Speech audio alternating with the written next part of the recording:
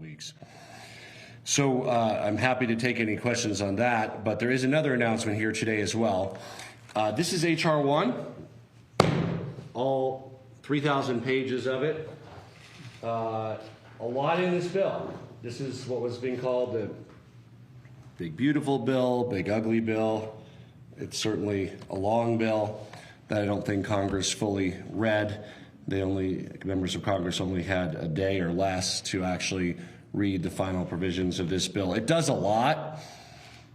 Some might consider the things it does beautiful, some might consider them bad, but some of them are also just mathematical, and that's really what we're here to discuss today, what this bill actually does with regard to the impact on the state budget. Many of you know we began the year with a balanced budget, which I was proud to sign in April. Our state's fiscal year started on July 1st. Not only was it a balanced budget, it was one that had a taper surplus. Every Coloradan was going to get a taxpayer refund. There was about a $300 million surplus based on estimates.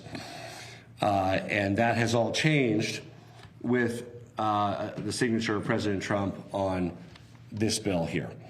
And it's important to understand why it changes, because a lot of what the people have talked about at H.R. 1, for better or for worse, are changes to Medicaid and SNAP. Those are in future years, most of them. That will be a budget challenge, some of them for Colorado, for future legislatures, for future governors. Some of them are implementation challenges around how we verify employment. Those are all things that are important and will be done. That's not what has the urgency of what I'm going to be announcing today. What has the urgency of what we're going to be announcing today are the revenue impacts to the current year that we are in, that throws the state budget out of balance, that costs about over $1 billion loss of revenue. And that $1 billion loss of revenue leads to a hole in the budget of over $700 million. Because remember, we had a surplus. Some of it is also affecting the state education fund, other funds. But there is actually a general fund hole, a nearly $800 million shortfall in the current year. Unlike Congress, that can spend whatever they want, this bill, as you know, increased the federal deficit by trillions of dollars. We don't do that here. That's good.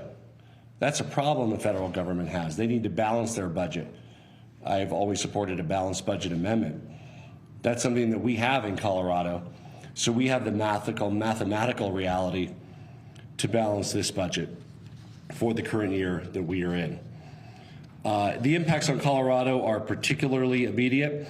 Our state is a state that largely mirrors federal tax policy.